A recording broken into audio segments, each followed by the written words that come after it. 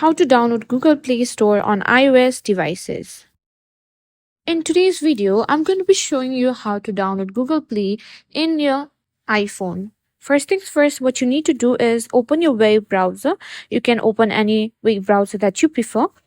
For this tutorial, I'm going to be using Safari. Now, what you need to do is simply search for Play Market in the search bar at the bottom of the screen and simply hit enter.